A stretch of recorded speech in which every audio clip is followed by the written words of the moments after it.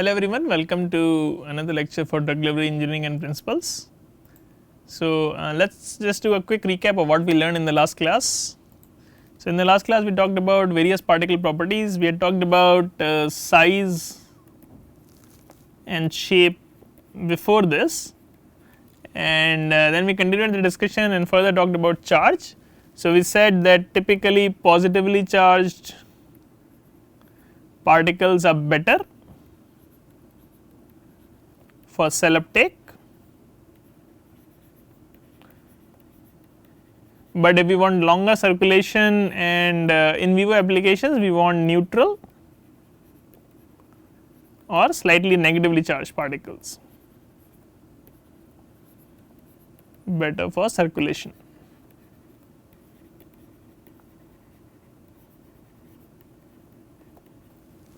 Right, and what are the reasons for this? Of course, that the cell membrane itself is slightly negatively charged.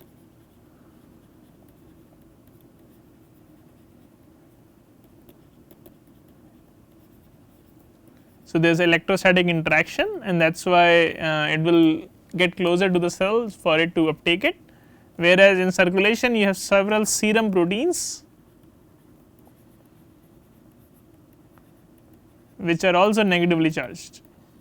So, because of that these serum proteins will adsorb onto your particles and will not let them flow longer because they might get recognized by some other molecule. Then we talked about elasticity, and in general what we said, elasticity is low modulus is good for longer circulation, low modulus is better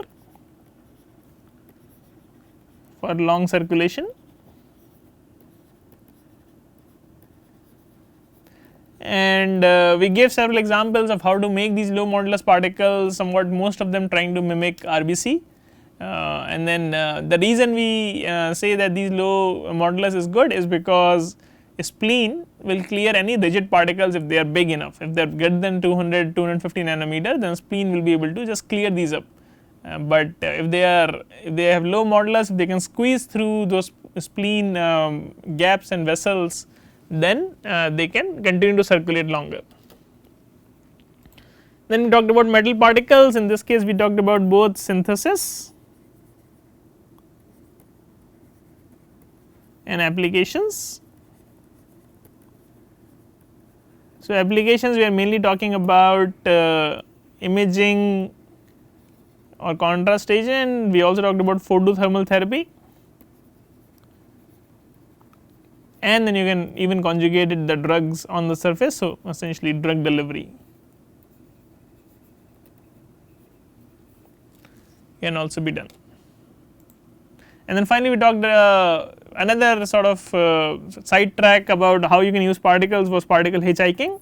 So, you can conjugate it to RBCs or you can conjugate it to other immune cells like T cells and B cells, and because of that the body will not be able to recognize them, and they can circulate or reach wherever these particular cells are growing. Okay.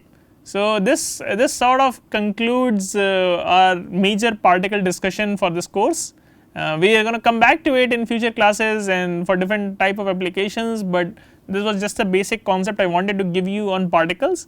Now we are going to go more into tissue engineering and learn how various aspects of these polymers and these drugs can be used for better drug delivery for good tissue engineering, and both of these things go hand in hand. All tissue engineering applications require some sort of drug to be given for better efficacy and better retention of the tissue, better healing of the tissue. So, let us talk about some concepts of tissue engineering, but before we do that we are going to talk about protein adsorption, which is again an integral part of tissue engineering. So, that is what this class is going to be about. This is going to be about protein adsorption. Okay. So, what is before we talk about adsorption, let us talk about what is a surface or what is an interface. So, any outermost region of a material, if let us say if I have this material, so any material will have a bulk region and a surface region. So, When I say surface, the surface is a region which is going to be slightly different from the bulk, because it is going to be exposed to different environment than the bulk. Like if I take a bulk volume here, all sides of this bulk volume is exposed to a very same environment, but as you get closer and closer to the surface, that is not true. So that is how you can sort of distinguish between a surface and a bulk, that the outermost region of the material will be chemically or energetically different from the rest of the bulk, just because it is at the boundary. So the interface, this could be water outside, this could be air outside, this could be some other medium outside, but the surface will be slightly different from the bulk. Then what is adsorption? So adsorption is nothing but is formally defined as the partitioning of a chemical species between a bulk phase and an interface. So let us say now I have this solid, and let us say some air or some liquid here. So how does this air or this liquid or any molecule in that air or that liquid partitions between the air and the solid at this interface? For most purposes, let us say we are talking about a very thin layer here. So air in the surrounding area will be fairly uniform. The solid below the surface will be fairly uniform, but right at the interface the air may like to sit or attach to the solid interface, and that will create some sort of a difference in the gradient of the air. It could be higher or it could be lower than the outside, but this will change. And so this physical adsorption or this physical partitioning of a chemical species between the bulk and the interface is termed as adsorption. So it should not be confused with absorption. So remember, the only difference is this one word. Here you have D and here the absorption is B. So absorption is a bulk phenomenon. So when I say adsorption, that is surface, whereas absorption is a bulk phenomenon. And both these phenomena are actually relevant to biomaterials, and both of these will be widely used as we go along. And so let us quickly give an example. So let us say when I have a dry cross-linked polymer network, so let us say a hydrogel for example. So I told you, right, that there is a hydrogel which will have a certain network and will have a very high tendency to absorb water. So what that essentially means is the water is going to go throughout this network and will cause swelling of this network, right. So this is absorption of water.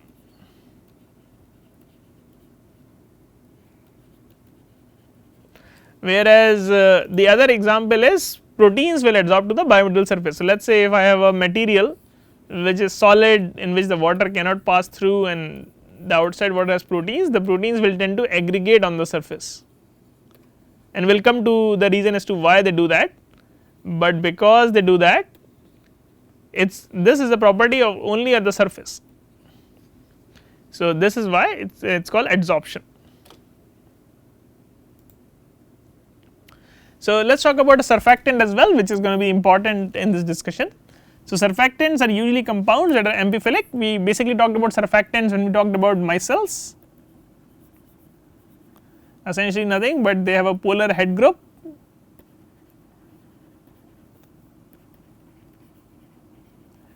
and a hydrophobic tail.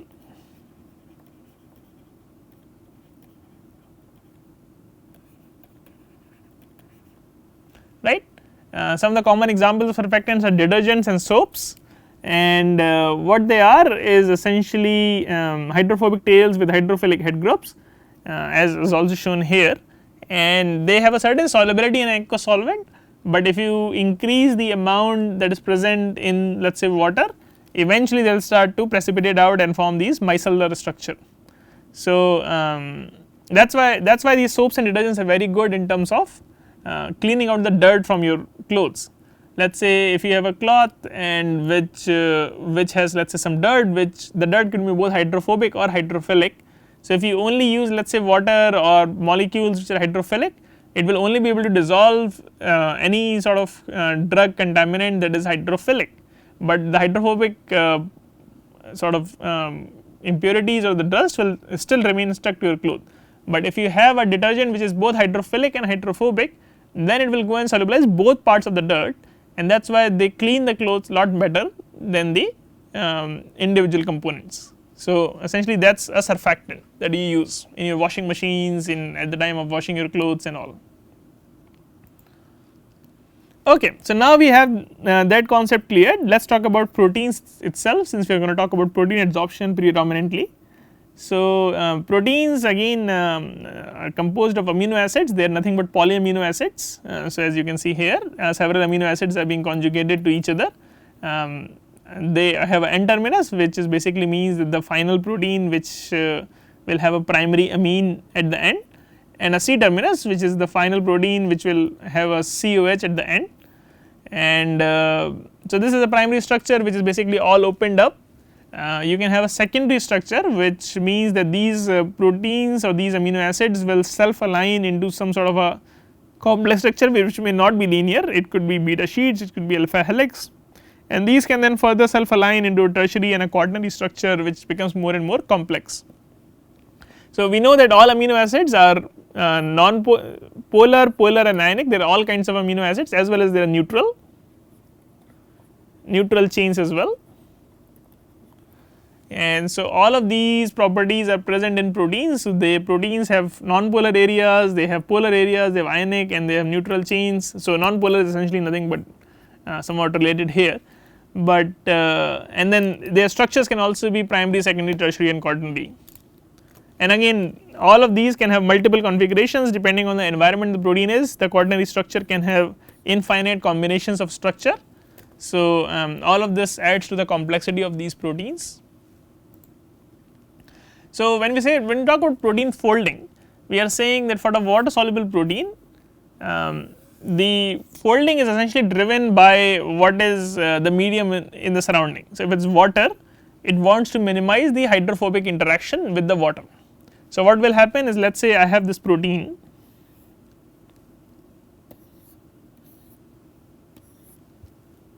a long protein, in this case I am drawing a single chain, spreading it out.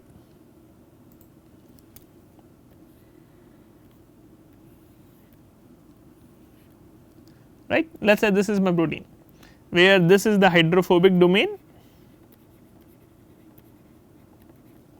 and then these are all hydrophilic domains. So, this is hydrophobic, this is hydrophobic, this is hydrophobic, and then all of these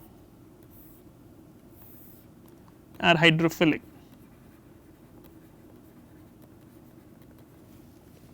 So, now if I put this protein in water, what will happen is the water will love to interact with the hydrophilic domain. So, it will go and start interacting with it, it will start accumulating near the hydrophilic domain,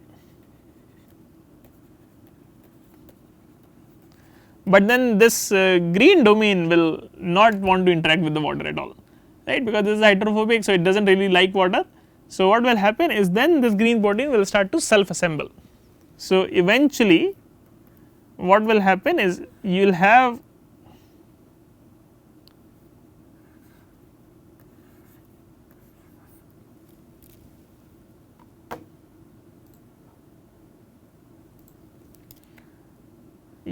the structure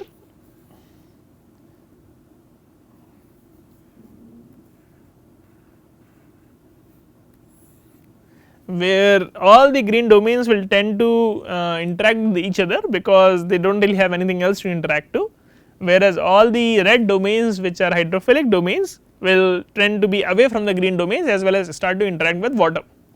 So, I mean this is one of the very simplest cases of protein folding that I have just described here. The protein folding is much more complex, because as I said they have all kinds of non-polar, polar, charged, all kinds of moieties, hydrogen bonding being present.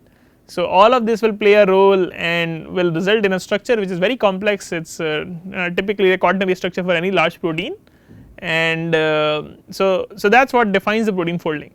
Of course, this is the protein folding in water, but if you change the environment in the surrounding, then the structure will change, right. I mean if the same folding was to happen in, let us say an organic solvent, let us say hexane, let us say if this folding was to happen in hexane, Now hexane wants to interact with these hydrophobic domains, but does not want to interact with the hydrophilic domains.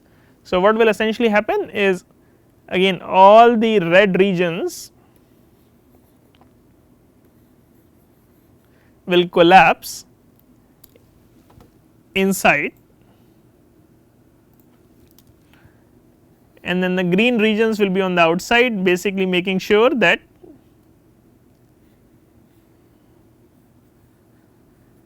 they are shielding all the red domains which are hydrophilic and not liking hexane.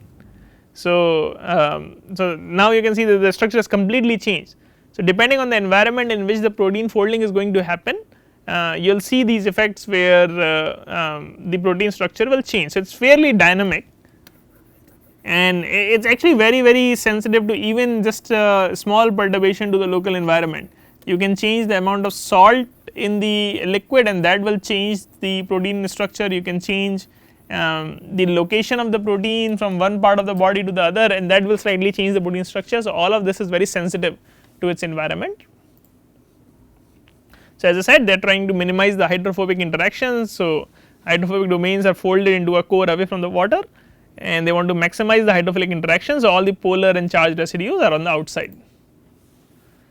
So, so because of this, now what we are essentially saying is that proteins are both containing a hydrophilic and a hydrophobic domain, and so because of these are weak surfactants.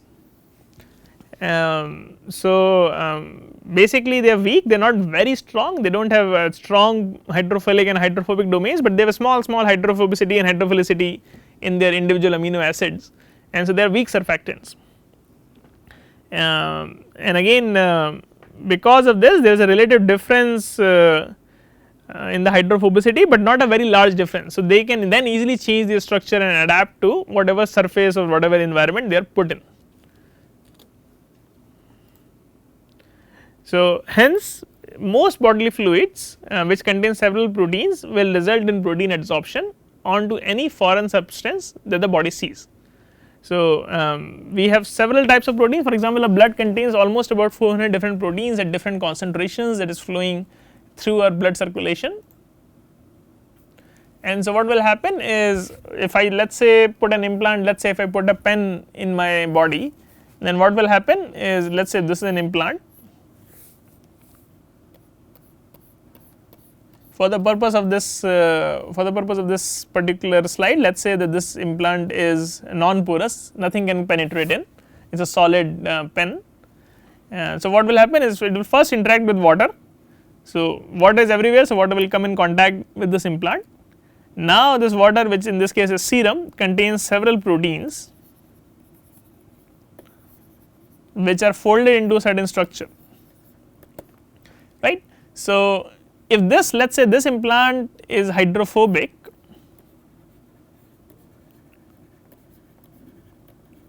maybe let us say a PLGA implant, then what will happen is, when this protein comes in contact with the surface, these outer domains, these are hydrophilic, right. So, they want to stay in the water, they do not really want to interact with the surface, and neither is the surface want to interact with them. So, what will happen is the protein will open up and refold such that the hydrophobic domains are more in contact with the surface. So, this protein is going to reopen such that all these regions are hydrophilic, and all the regions directly in contact are hydrophobic. So, all of this and because of these hydrophobic interactions, there is a strong bond that is formed, or a number of small weak bonds, but there are so many of them that the whole interaction is very strong. So, this protein adsorbs very strongly onto these surfaces, and once these proteins adsorb, then the cells which are in much lower quantity than the proteins, they will come and start sensing the surface, and most of these cells will actually also start to see these proteins that are adsorbed. So, most of the time the mediation of the cell attachment to the implant is being done through these proteins that are adsorbing through either serum or some other body fluid wherever the implant is put in. So, the consequence is the adsorbed protein layer mediates the biological response, right. So, I mean if I say that the cell is the main unit that is governing whatever response we are going to get, then the proteins that are adsorbing onto it determines how the cells are going to come and attach to it, what sort of signals the cells will get, and hence essentially define what sort of biological response the body will give to a certain biomaterial. And as I said, the proteins may denature on adsorption. So, the protein structures is not very stable. So, once the environment is changed, the heating, the chemical agent, they will all cause denaturation of the structure.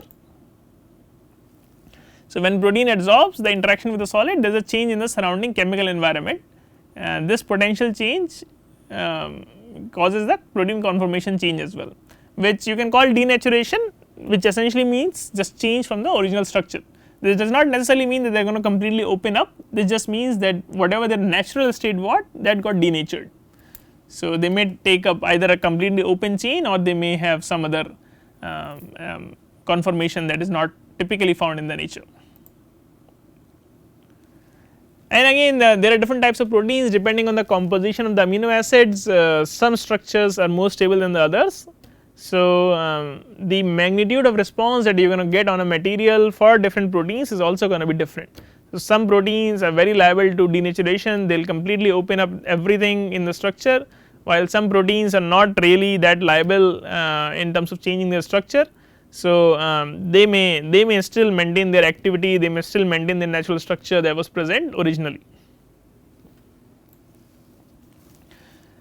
So, how proteins denature on adsorption, we already covered a bit of it, but denaturation will depend on biomaterial surface chemistry and water-wettability. So, how much is hydrophilic, how much is hydrophobic, what sort of surface chemistry is there, what bonds can form between the proteins and the surface, all that will determine it. So, typically at hydrophilic biomaterial surface, which is rich in charged or charged groups or charged amino acids, these hydrophilic amino acid rich regions of protein will preferentially interact with the surface. So, if I have let us say two surfaces, one is hydrophilic, another is hydrophobic, and of course, I am doing this in a water environment which is hydrophilic, and I have a protein structure which is let us say like this. Then when it comes in contact with the hydrophilic surface, the protein structure may change a bit, maybe it is going to become slightly elongated, but more or less the structure is going to be similar, whereas when it comes in contact with the hydrophobic domain, it is going to become completely inside out. So, the structure will change quite a lot more compared to a hydrophilic surface, just because originally the protein was in a water environment which is fairly hydrophilic. So, there is not much of a drastic change that is happening. However, this hydrophilic surface can be fairly have a lot of functional groups that are reactive, and that can further cause changes. So, there is all magnitude and various degree of response that you will get.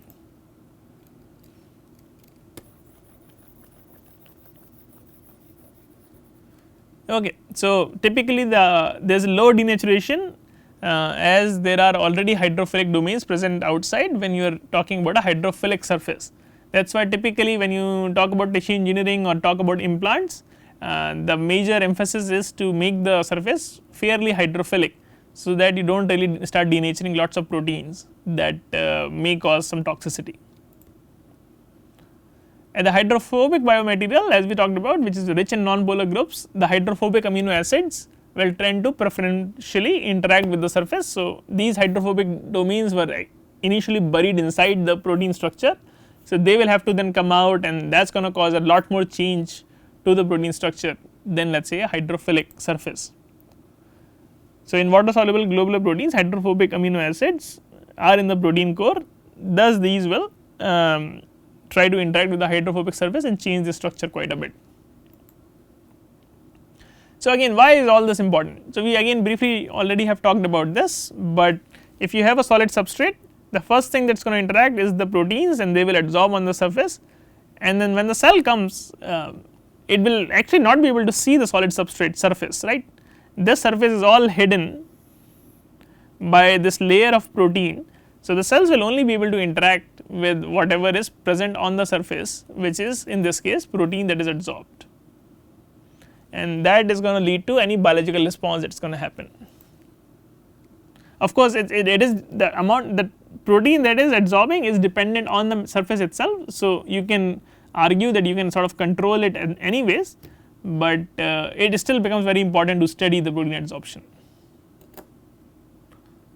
So, cell membrane has receptor proteins including integrins which point to several of these proteins that are found in the serum, and that is how they will bind to the surface, that is how they will attach to it, that is how they will start functioning on that surface.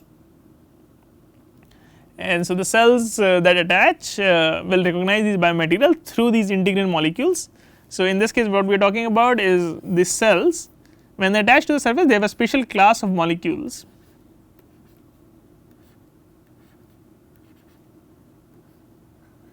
which are called integrins.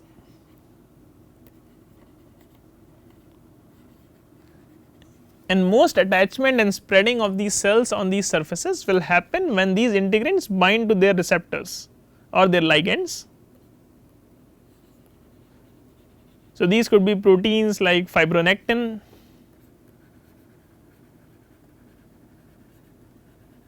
collagen, laminin, and several others. So, when these proteins get adsorbed onto the surface, only then the cells can go and bind to the surface. Before that the cells will not be able to attach to those surfaces and actually grow. So, as I said, any kind of immune response will also be driven by these proteins that are adsorbed. So, everything is sort of controlled by the protein adsorption. Okay, we will stop here and we will continue rest in the next class. Thank you.